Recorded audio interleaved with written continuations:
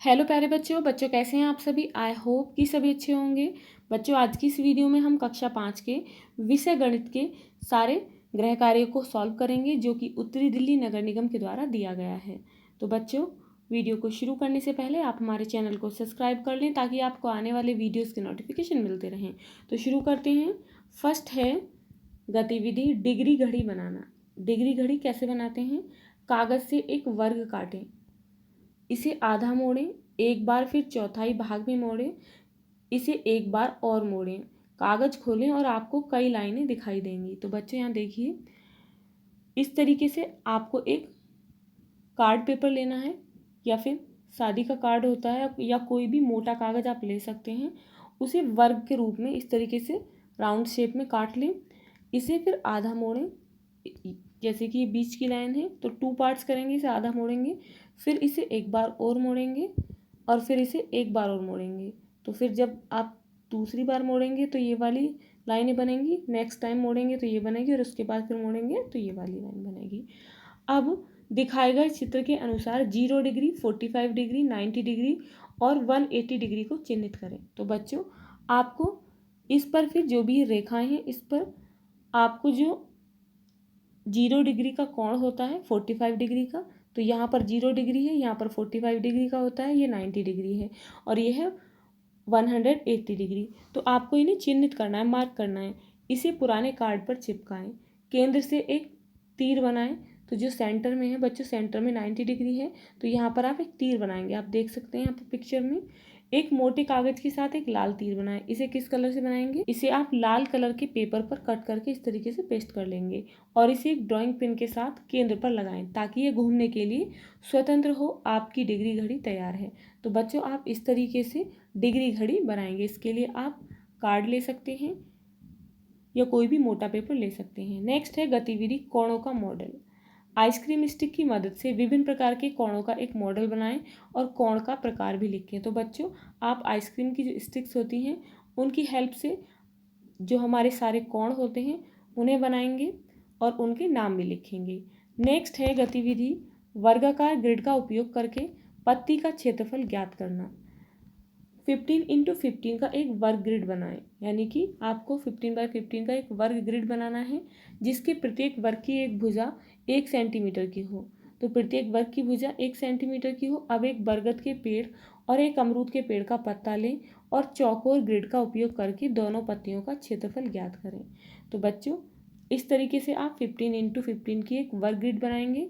It means प्रत्येक जो column है इसकी जो क्षेत्रफल हो वो 1 सेंटीमीटर का हो, यानी कि प्रत्येक कॉलम 1 सेंटीमीटर का हो। अब यहाँ पर आप इस तरीके से पत्ती लेंगे। पत्ती लेनी है बच्चों आपको एक बरगद के पेड़ की और एक लेनी है अमरूद के पेड़ की। अब इसके वर्ग को काउंट करना है। इसका क्षेत्रफल ज्ञात करने के लिए प्रत्येक वर्ग जो है वो 1 सेंटीमीटर का है। तो पत्ती की शेप में जितने भी वर्ग हैं उन्हें हम काउंट करेंगे।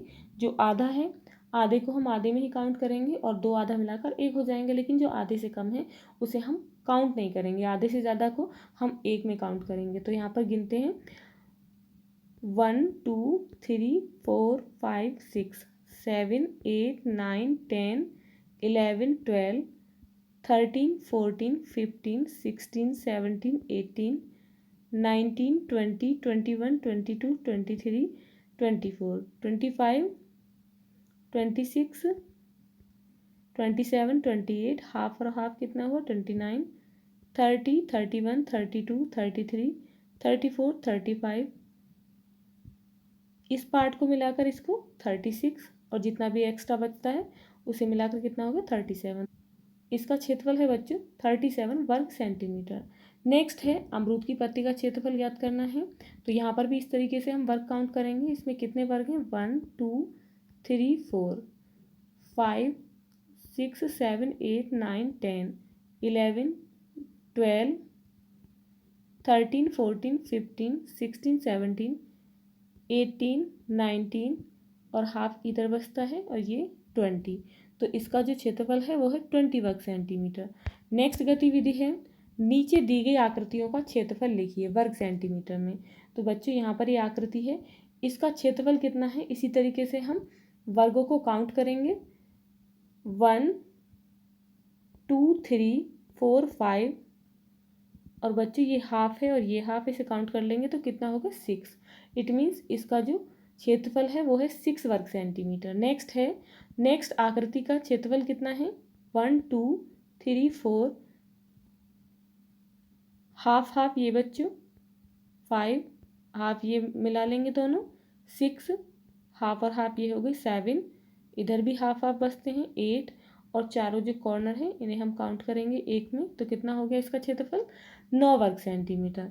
नेक्स्ट शेप है इसका कितना है बच्चों 1 2 और हाफ कितना हुआ 3 और हाफ 4 तो इसका क्षेत्रफल है 4 वर्ग सेंटीमीटर। नेक्स्ट में काउंट करेंगे बच्चों इसका क्षेत्रफल कितना है 1 2 3 4 5 हाफ और हाफ 6 तो इस तरीके से इसका क्षेत्रफल है 6 वर्ग सेंटीमीटर। नेक्स्ट में बच्चों इसका क्षेत्रफल ज्ञात करना है हमें। इस आकृति का क्षेत्रफल किस तरीके से ज्ञात करेंगे 1 2 3 4 5 6 7 8 9 10 11 12 हाफ और हाफ मिला लेंगे 1 13 14 15 16 17 18 19 20 और बच्चों हाफ हाफ इधर बचता है तो कितना हो गया 21। तो इसका जो क्षेत्रफल है वो है 21 वर्ग सेंटीमीटर।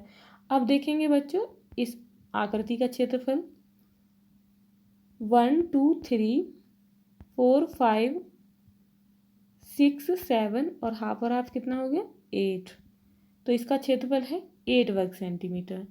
अब नेक्स्ट गतिविधि है हमें पता है कि कोरोना वायरस पीएच रेंज 5.5 से 8.5 के बीच जीवित रह सकता है। तो कोरोना वायरस से लड़ने के लिए हमें ऐसे भोजन का सेवन करना चाहिए जो प्रकृति में क्षारीय हो, जिसका पीएच 8.5 से अधिक हो या अम्लीय हो और जिसका पीएच 5.5 से कम हो।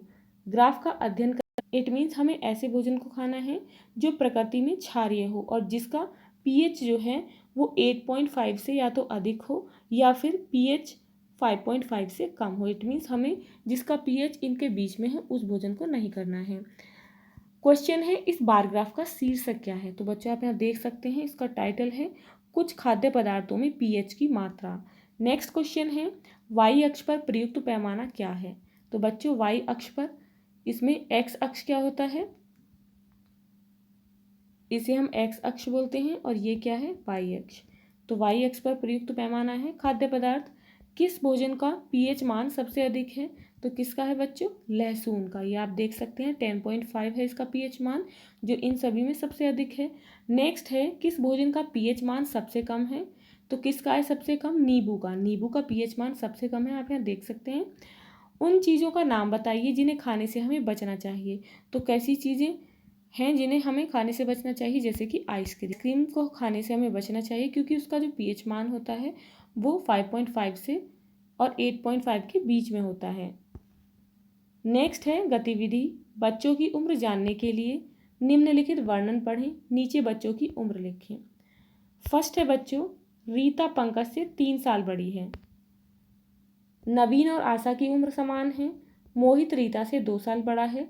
पंकज 9 साल का है। तो यहाँ पर है रीता पंकज से 3 साल बड़ी है तो पंकज 9 साल का है तो रीता जो है वो पंकज से 3 साल बड़ी है तो हम तीनों प्लस कर देंगे तो कितना हो गया 12। इट मीन्स रीता की जो उम्र है वो कितनी है 12 साल। तो यहाँ पर लिख लेंगे 12 साल। नवीन और आशा की उम्र समान है। मोहित रीता से 2 साल बड़ा है। पंकज 9 साल का है तो रीता कितने साल की है 12 साल की।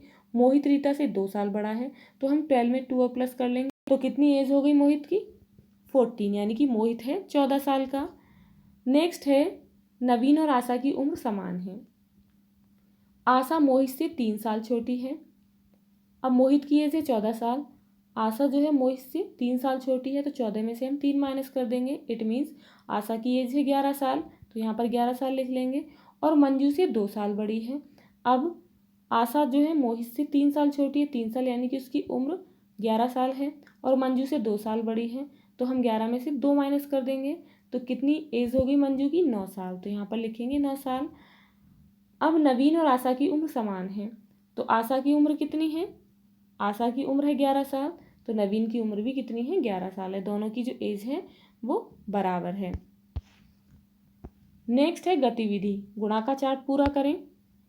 यहाँ पर बच्चों देखना है कि यहाँ पर 12 किस तरीके से आए, ये इन्हें पता लगाना है कि ये 12 किस तरीके से यहाँ पर आए हैं और हमें इसे कंप्लीट करना है।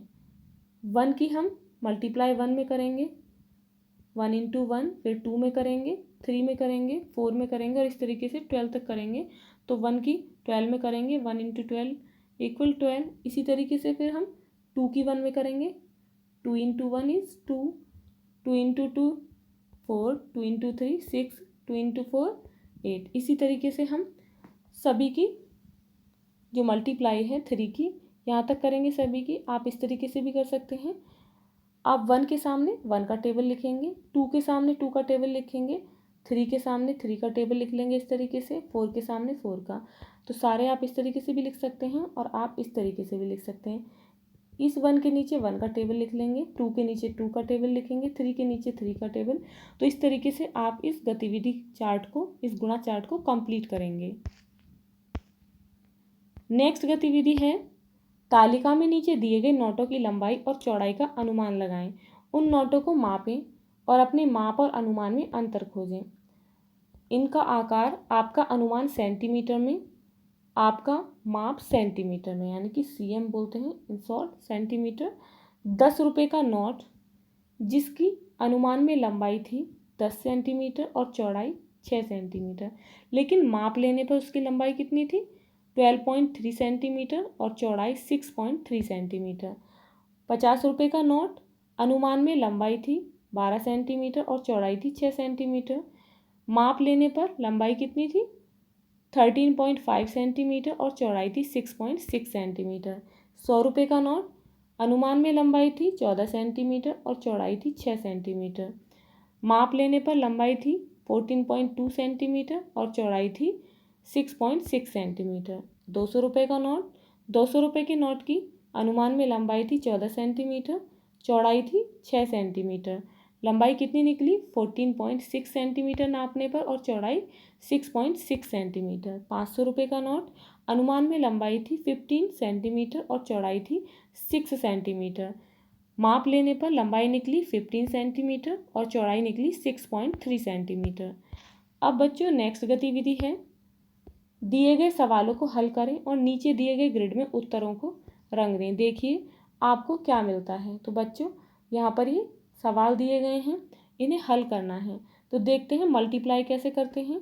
यहाँ पर फर्स्ट जो सवाल है वो है 21 इंटू 16। हमें 21 में 16 से मल्टीप्लाई करनी है। तो ऊपर हम 21 लिखेंगे, नीचे 16 लिखेंगे। 6 का टेबल 1 में काउंट करेंगे, 6 1 जार 6, फिर 2 में पढ़ेंगे 6 2 जार 12। तो यहाँ पर कितना हो गया 126। अब बच्चों यहाँ पर हम, यहाँ पर ये क्रॉस का निशान लगा हुआ है, यहाँ पर 0 भी लिख सकते हैं, खाली भी छोड़ सकते हैं, या फिर आप क्रॉस का इस तरीके से निशान भी लगा सकते हैं। अब 1 का टेबल 1 में पढ़ेंगे, 1 इंटू 1 इज़ 1, 1 2 ज़ा 2। अब बच्चों हम इन्हें प्लस कर लेंगे, 6 के नीचे कुछ नहीं है तो 6 का 6 लिख लेंगे। 2 और 1 कितने होते हैं 3, 2 और 1 3। तो बच्चों इस तरीके से आप सारे मल्टीप्लाई करेंगे। नेक्स्ट है 15 इंटू 7, 15 इंटू 7 इक्वल 105। नेक्स्ट है 93 इंटू 2, 2 से हम 93 में मल्टीप्लाई करेंगे। 2 इंटू 93 इक्वल 186। नेक्स्ट है 17 इंटू 5, तो 5 का टेबल 17 में हमें काउंट करना है, 5 इंटू 17 इक्वल 85। नेक्स्ट है 10 इंटू 10 इक्वल 100। नेक्स्ट है 26 इंटू 26। आंसर होगा 26 into 26 equal 676। 10 into 77 770। 50 into 10 equal 500। 11 into 11 121। 7 into 59 equal 413। 19 into 31 equal 589। Next है 30 इंटू 85 इक्वल 2550। 42 into 64 equal 2688। अब है बच्चे यहाँ पर डिवाइड, हमें डिवीज़न किस तरीके से करनी है। हमें 40 से यानी कि 40 से 3200 या 3200 में हमें भाग देनी है। तो यहाँ पर हम 3200 लिख लेंगे, 3200 और 40 से इस तरीके से डिवाइड करेंगे। तो यहाँ पर बच्चों 32 लिखा हुआ है, तो 32 जो है 40 से कम है, तो हम 320 यानी कि 320 में भाग देंगे 40 से। तो 40 का पहाड़ हम कितनी बार पढ़ेंगे? 8 बार। 40 अट्ठे 320, 20 माइनस करेंगे तो माइनस करने पर 0, तो यहाँ पर 0 बचती है, 0 को यहाँ लिख लेंगे। अब बच्चों नेक्स्ट है 3 से हमें 19 में मल्टीप्लाई करनी है, गुणा करनी है। तो 3 × 19 = 57। नेक्स्ट है 248 डिवाइड बाई 8। 8 से हम जब 248 में डिवाइड करेंगे तो कितना आंसर होगा? 31। नेक्स्ट है 18 से 432 में डिवाइड करेंगे तो कितना आंसर आएगा? 24। नेक्स्ट है 9 से जब हम 729 में डिवाइड करेंगे तो आंसर कितना आएगा हमारा? 81। नेक्स्ट है 5 से 825 में डिवाइड करने पर आंसर आएगा हमारा 165। 13 से 221 में डिवाइड करेंगे तो आंसर कितना होगा? 17। 12 से 576 में हम डिवाइड करेंगे, भाग देंगे तो कितना आंसर होगा? 48। नेक्स्ट है 4 से 288 में भाग देने पर आंसर कितना आएगा? 72। 11 से 869 में जब हम भाग देंगे तो आंसर होगा हमारा 79। 7 से जब हम 847 में भाग देंगे तो आंसर कितना होगा? 121। 3 से हम 981 में भाग देंगे तो कितना आंसर होगा हमारा? 327। 19 से 475 में भाग देंगे तो कितना आंसर आएगा? 25। तो इस तरीके से आप सभी भाग को करेंगे। अब बच्चों यहाँ पर हमें उन नंबर्स पर सर्कल करना है जो हमारे भाग के और जो गुणा हैं उनके आंसर हैं। तो हमने भाग और गुणा भी किए हैं। आप इस तरीके से उनके आंसर पर सर्कल कर लेंगे जो जो इसमें आंसर हैं, और ये जो डिजिट हैं बच्चे, जो आंसर हैं वो इस टेबल में नहीं हैं। नेक्स्ट है गतिविधि रंगीन भाग का भिन्न लिखिए। तो बच्चों हमें यहाँ पर रंगीन भाग को भिन्न में लिखना है। तो इसे हम 2/4 में लिख सकते हैं और 1/2 यानी कि 1/2 में भी लिख सकते हैं यदि हम इसे 2 से काटते हैं तो।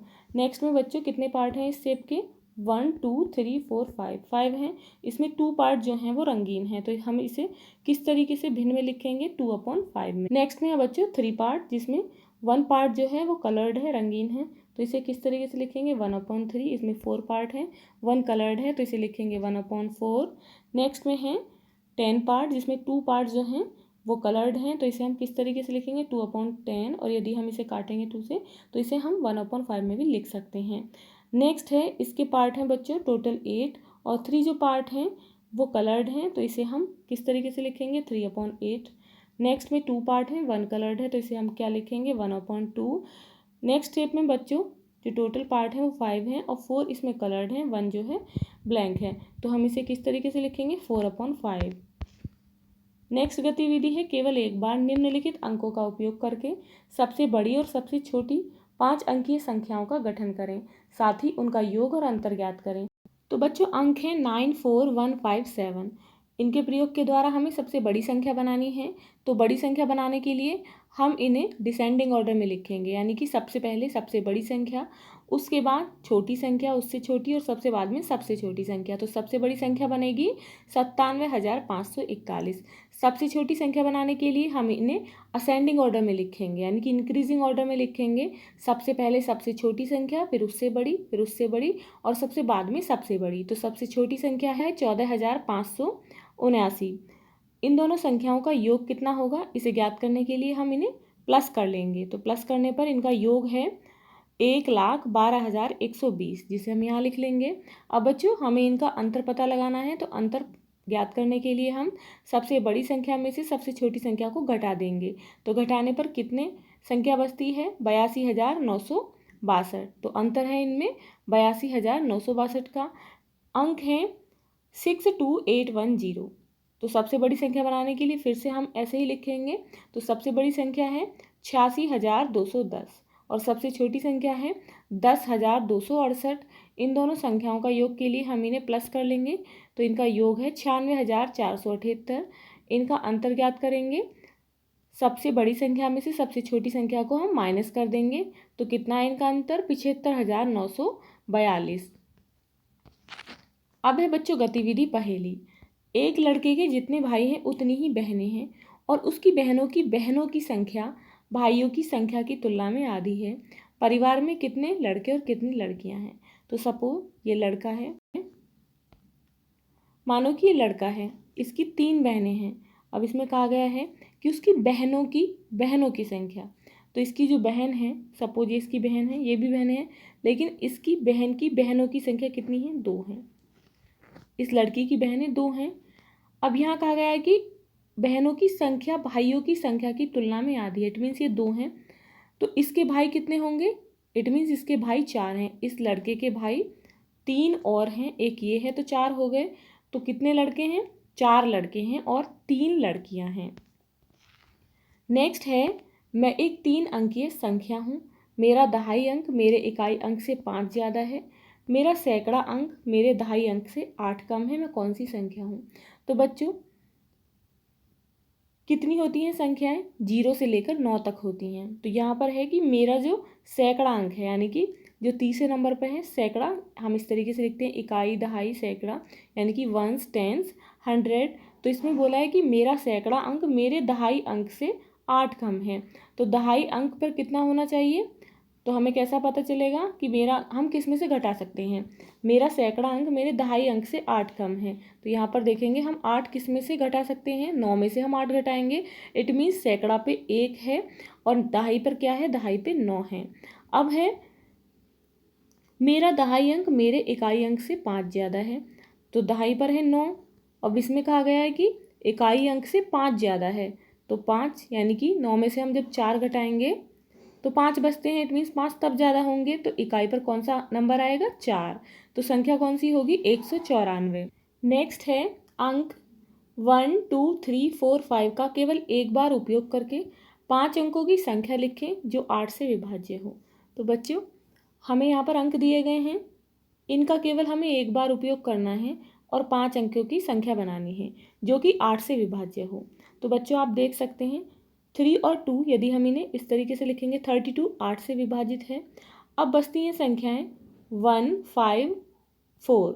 तो इन्हें हमें अरेंज करके देखना है कि कौन सी संख्याएं हैं, किस तरीके से लिखने पर ये 8 से विभाजित की जा सकती हैं, 8 से कट सकती हैं। तो आप इस तरीके से इन्हें अरेंज कर सकते हैं 1, 4, 5, 5, 4, 1, 1, 5, 4। तो बच्चों इन्हें इस तरीके से अरेंज करने पर, यानी कि 1, 5, 4, 3, 2 में लिखने पर 8 से ये पूरी डिवाइड होती है। तो जब बच्चों हम इसे 8 से डिवाइड करेंगे तो इसका आंसर कितना होगा? 1929। नेक्स्ट है गतिविधि फूल पैटर्न। प्रत्येक फूल की रंगीन पंखुड़ी से गिनती शुरू करें और फूल में संख्या का पैटर्न पूरा करें। तो बच्चे यहाँ पर है पहला फूल जो कि 2 से स्टार्ट हुआ है, 2, 4, 6, 8। तो इसमें हर संख्या में 2 नंबर प्लस हुए हैं, तो अगला नंबर क्या होगा? 10। नेक्स्ट है 13, 14, 15, 16। तो आगे क्या आएगा? 17। नेक्स्ट फूल में है 20, 25, 30, 35।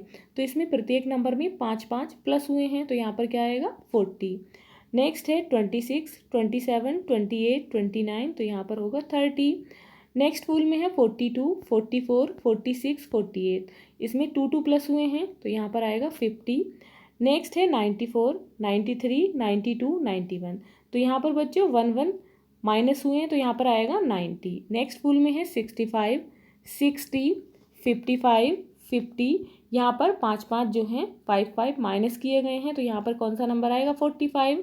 नेक्स्ट है 76, 74, 72, 70। तो यहाँ पर बच्चों 2 2 माइनस किए हैं, तो कितना आएगा यहाँ पर? 68। नेक्स्ट फूल है, नेक्स्ट में है 56, उसके बाद है 59, 62, 65। यहाँ पर 3 3 प्लस हैं, तो यहाँ पर नंबर आएगा 68। नेक्स्ट है 21, 28, 35, 42। यहाँ पर प्लस किए हैं बच्चों 7 7। तो 7 प्लस करने पर कितना आएगा यहाँ पर? 49।